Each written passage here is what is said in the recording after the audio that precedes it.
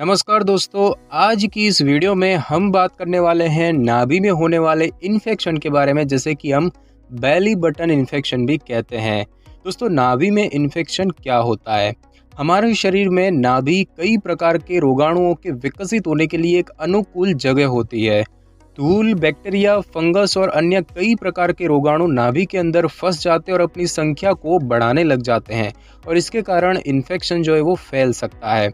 जिन लोगों की हाल ही में कोई पेट का ऑपरेशन हुआ है, उनको नाभि में इन्फेक्शन होने के जोखिम अधिक होते हैं और कुछ ऐसी स्थितियां जो अक्सर शिशु व बच्चों को होती है, जैसे कि थ्रश और एथलीट फुट वगैरह, ये इन्फेक्शन नाभि में फैल सकते हैं।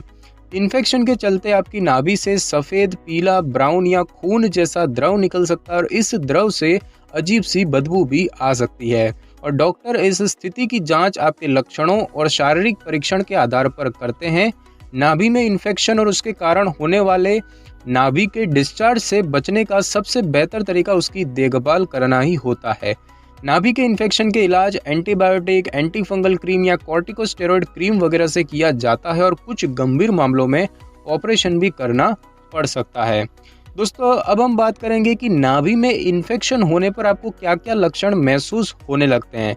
तो नाभि में इन्फेक्शन होने पर लोगों को महसूस होने वाले सबसे आम लक्षणों की बात करें तो नाभि में लगातार खुजली या झुनझुनी महसूस होना, नाभि से हल्के हरे, पीले या ब्राउन रंग का मवाद या फिर पस निकलना, नाभि से और उससे निकलने वाले डिस्चार्ज से बदबू आना, नाभि से खून आना, नाभि और उसके आसपास के क्षेत्र में दर्द, सूजन और लालिमा होना, साथ ही साथ त्वचा अत्यधिक गर्म होना, उल्टी आना और चक्कर आना। जबकि ये जो दो लक्षण हैं, ये सिर्फ गंभीर मामलों में ही महसूस होते हैं, उल्टी आना और चक्कर आना।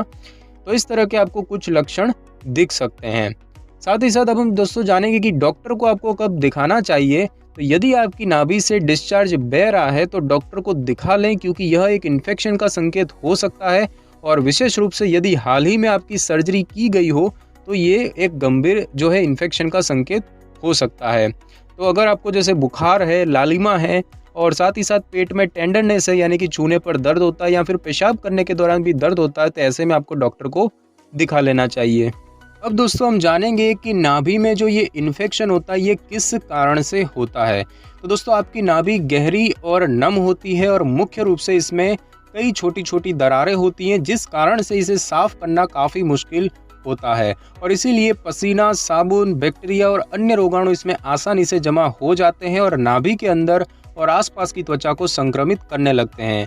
नाभि में द्रव पैदा करने वाले कारणों में इन्फेक्शन, सर्जरी और सिस्ट वगैरह भी शामिल होती है। तो दोस्तों, वन बाय वन इसके कारणों को जाने तो उसमें सबसे पहला कारण है कि उसे नियमित रूप से छूना। दोस्तों, नाभि को बार बार छूने से भी इसमें इन्फेक्शन होने के जोखिम बढ़ जाते हैं, क्योंकि हमेशा हाथ स्वच्छ नहीं होते हैं और बार बार नाभि छूने से नाभि में बैक्टीरिया या फंगस जमा करने का जो खतरा है वो बढ़ जाता है और नाभि में नम और गर्म वातावरण होने के कारण सूक्ष्म जीव तेजी से विकसित हो सकते हैं और इन्फेक्शन को फैला सकते हैं।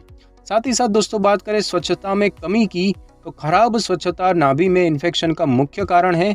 रोजाना ना नहाने से सूक्ष्म जीव आसानी से नाभि में जमा होने लगते हैं, जिससे कि नाभि में इन्फेक्शन होने लगता है। अशुद्ध पानी के साथ नहाना भी नाभि में इन्फेक्शन होने के जोखिम को बढ़ा देता है। हालांकि सबसे महत्वपूर्ण बात यह है कि नहाते समय नाभि को साफ ना करना और नहाने के बाद नाभि के अंदर जमा साबुन और पानी को ना निकालना भी सूक्ष्म जीवों को बढ़ने में मदद करते हैं। उसके बाद दोस्तों जो कारण है वो है बैक्टीरियल इन्फेक्शन। दोस्तों, नाभि को कई प्रकार के अलग अलग प्रकार के बैक्टीरिया के जो है घर माना जाता है और यदि आप उस क्षेत्र को अच्छे से साफ नहीं करेंगे तो बैक्टीरिया नाभि में इन्फेक्शन पैदा कर देते हैं। बैक्टीरियल इन्फेक्शन के कारण नाभि से हरे या फिर पीले रंग का बदबूदार डिस्चार्ज निकलने लगता है और इस स्थिति में सूजन और दर्द होने लगता है और नाभि के आसपास जो है वो पपड़ी बन जाती है। उसके बाद जो दोस्तों एक कारण होता है वो होता है ईस्ट इन्फेक्शन। दोस्तों, कैंडिडियासिस एक प्रकार का ईस्ट इन्फेक्शन होता है जो कि कैंडिडा नाम के एक प्रकार के ईस्ट से पैदा होता है और यह एक ऐसा ईस्ट होता है जो शरीर के नम और गहरे हिस्से, जहां पर धूप और हवा का संपर्क ना हो पाए, उसमें विकसित होते हैं और ये त्वचा की सिलवटों में होते हैं, यानी कि जहां पर त्वचा चढ़ी होती है उन सिलवटों में होते हैं, जैसे कि ग्रोइन और आपकी बाहों के नीचे। ईस्ट जो है आपकी नाभि में भी जमा हो सकते हैं, विशेष रूप से यदि आप अपनी नाभि को अच्छे से साफ ना करें तो। और इससे नाभि में लाल और खुजलीदार चकत्ता बन जाता है और गाढ़ा सफ़ेद डिस्चार्ज भी निकलने लगता है। उसके बाद दोस्तों कारण है डायबिटीज़। तो जिन लोगों को डायबिटीज़ रोग होता है उनमें भी नाभि का इन्फेक्शन होने की और अधिक संभावनाएं होती हैं। उसके बाद दोस्तों बात करें सर्जरी की, तो यदि हाल ही में आपकी सर्जरी हुई है जैसे कि हर्निया की सर्जरी, तो ऐसे में आपकी नाभि से पस बहने लग सकता है और यदि ऐसा होता है तो तुरंत डॉक्टर से संपर्क करें, क्योंकि यह एक गंभीर इन्फेक्शन का संकेत हो सकता है जिसका उपचार करना आवश्यक होता है। उसके बाद दोस्तों बात करें यूरेकल सिस्ट की, तो जब आप अपनी माँ के गर्भ में पल रहे होते हैं तो आपका मूत्राशय यूरेकस नाम की एक पतली सी नली के माध्यम से गर्भनाल से जुड़ा होता है और इस तरह से गर्भ में रहने के दौरान पेशाब को आपके शरीर से बाहर निकाला जाता है। तो ये जो नली है आमतौर पर जन्म से पहले ही बंद हो जाती है, लेकिन कई बार यह पूरी तरह से बंद नहीं हो पाती और थोड़ी बहुत खुली रह जाती है, तो इसके कारण भी नाभि में इन्फेक्शन हो सकता है। उसके बाद दोस्तों है सीबेशियस सिस्ट। तो यह एक प्रकार की गांठ होती है जो कि नाभि के साथ साथ शरीर के अन्य कई हिस्सों में विकसित हो सकती है और यह एक तेल जारी करने वाली ग्रंथि से विकसित होती है और जिसे कि हम सीबेशियस ग्लैंड्स यानी कि सीबेशियस ग्रंथि कहते हैं। और इसमें सिस्ट के मध्य में एक काले मुंह वाला मुहासा होता है और यदि यह सिस्ट संक्रमित होती है तो इसमें से पीले रंग का गाढ़ा बदबूदार द्रव बहता है और सिस्ट में सूजन भी आ सकती है और उसका रंग लाल भी हो सकता है। और अब दोस्तों हम बात करेंगे कि नाभि में इन्फेक्शन का खतरा कब बढ़ जाता है। तो कुछ निश्चित प्रकार के कारक भी हैं जो कि नाभि में इन्फेक्शन होने के जोखिम को बढ़ा देते हैं और इन जोखिम कारकों की बात करें तो उनमें है मोटापा, पेट की सर्जरी, गर्भावस्था, नाभि के आसपास कोई घाव या चोट वगैरह लगना या फिर कुछ खास प्रकार के जो ड्रेस होते हैं यानी कि कपड़े होते हैं उनसे भी नाभि के इन्फेक्शन का खतरा बढ़ सकता है। और अब हम दोस्तों बात करेंगे कि नाभि में इन्फेक्शन की जो रोकथाम है वो कैसे की जा सकती है, कैसे करनी चाहिए।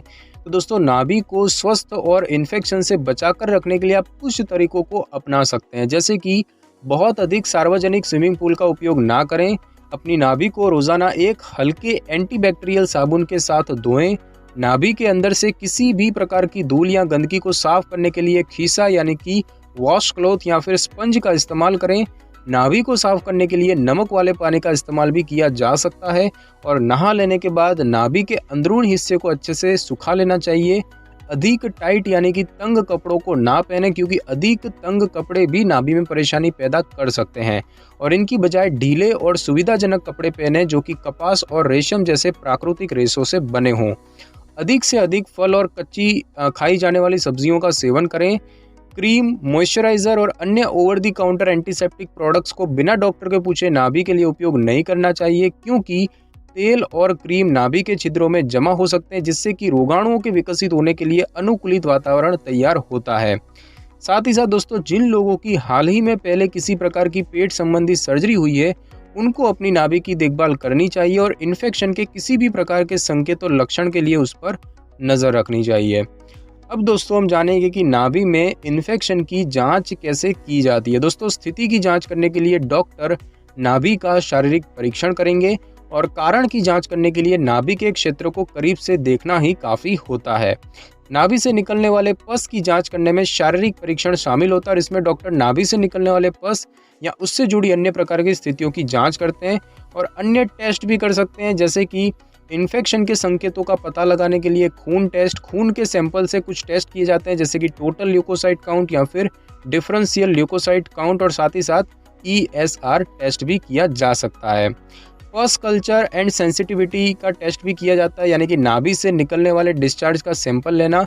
साथ ही साथ डॉक्टर सैंपल के रूप में मवाद या नाभि में से संक्रमित कोशिका का टुकड़ा निकालते और उसको टेस्टिंग के लिए लैब भेज देते हैं।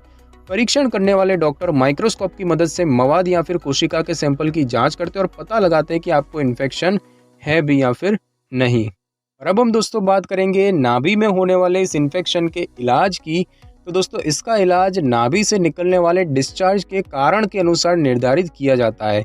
सबसे पहले बात करते हैं इन्फेक्शन के इलाज की। तो नाभि की त्वचा को साफ और सूखी रखें और इन्फेक्शन को साफ करने के लिए एंटी फंगल क्रीम या पाउडर का इस्तेमाल करें।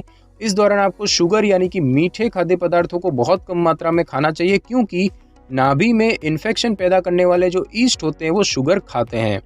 बैक्टीरियल इन्फेक्शन के लिए डॉक्टर आपके लिए एंटीबैक्टीरियल क्रीम या मरहम लिखते हैं, और यदि आपको डायबिटीज़ है तो अपने ब्लड शुगर को सामान्य लेवल पर रखने की कोशिश करें। साथ ही साथ बात करें यूरेकल सिस्ट के इलाज की, तो सबसे पहले डॉक्टर एंटीबायोटिक्स की मदद से इन्फेक्शन का इलाज करते हैं।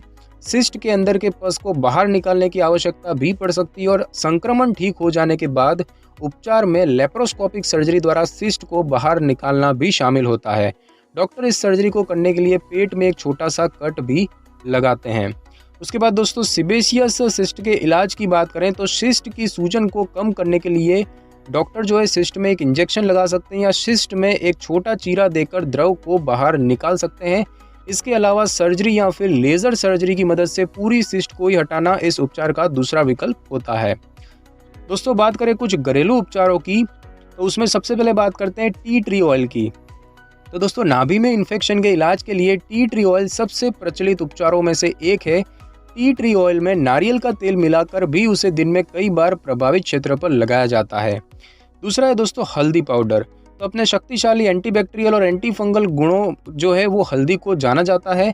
हल्दी के पाउडर में थोड़ा सा पानी डालें और अच्छे से मिलाकर उसका लेप बना लें और इस लेप को प्रभावित क्षेत्र पर लगाएं और सूखने दें। जब हल्दी का पाउडर पूरी तरह से सूख जाए तो उसे धीरे धीरे साफ कर दें और सिस्ट को हल्के हल्के चारों तरफ से दबाएं। नीम की बात करें दोस्तों तो और भी बेहतर रिजल्ट के लिए हल्दी के साथ नीम के पाउडर को भी मिलाया जा सकता है। बात करें दोस्तों एलोवेरा की, तो एलोवेरा के रस में दर्द हटाने वाले गुण होते हैं और इस फायदेमंद पौधे को हानिकारक बैक्टीरिया को मारने के लिए माना जाता है। बेहतर परिणाम के लिए आपको एलोवेरा के ताज़े रस का उपयोग करना चाहिए और जिसको सीधे पौधे से प्राप्त किया जाता है। पौधे से एक पत्ता तोड़ें, उसको खोलें और उसके रस वाले हिस्से को संक्रमित त्वचा पर लगाएं। इसको कुछ मिनट तक लगाकर रखें और उसके बाद उसे साफ कर लें।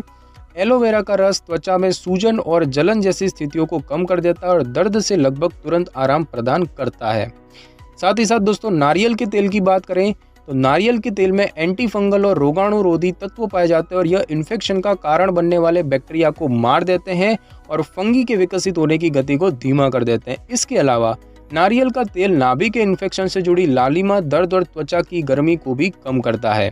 और दोस्तों बात करें नमक युक्त गर्म पानी की, तो नाभि के इन्फेक्शन का इलाज नमक वाले गर्म पानी के साथ भी किया जाता है। इन्फेक्शन को ठीक करने के लिए गर्म पानी से मिलने वाली गर्मी की मदद से इन्फेक्टेड जो क्षेत्र है उसमें खून का जो बहाव है उसमें वृद्धि हो जाती है और नमक जो है नाभि के अंदर की नमी को अवशोषित करता है, जिससे कि उपचार में मदद मिलती है और साथ ही यह एक कीटाणुनाशक के रूप में भी काम करता है। और अब हम दोस्तों जानेंगे कि नाभि में इन्फेक्शन से क्या क्या जटिलताएं विकसित हो सकती है। तो दोस्तों नाभि से यदि किसी प्रकार का डिस्चार्ज बह रहा है तो उसकी जांच हमेशा डॉक्टर द्वारा ही करवानी चाहिए। किसी भी मामले में नाभि के डिस्चार्ज की स्थिति इस बात पर निर्भर करती है कि उपचार नियमों का कितने अच्छे से पालन किया जा रहा है और कितने अच्छे से वह व्यक्ति अपनी नाभि की देखभाल कर रहा है। यदि स्वच्छता को अच्छी तरह से बनाकर रखा जाए और उपचार के नियमों का ठीक से पालन किया जाए तो नाभि का इन्फेक्शन कुछ ही हफ्तों के भीतर बिना किसी प्रकार की जटिलताएं पैदा किए ठीक हो जाता है। तो दोस्तों आज की इस वीडियो में बस इतना ही। अगर आपको मेरी ये वीडियो और जानकारी अच्छी लगी हो तो वीडियो को लाइक और शेयर कर दीजिए और कमेंट करना बिल्कुल भी ना भूलें। और अगर आप हमारे चैनल पे नए हैं तो चैनल को सब्सक्राइब करके बेल आइकन के बटन को ज़रूर क्लिक कर लें ताकि मेरी नई वीडियो की नोटिफिकेशन सबसे पहले आपको मिल सके। Thanks for your time.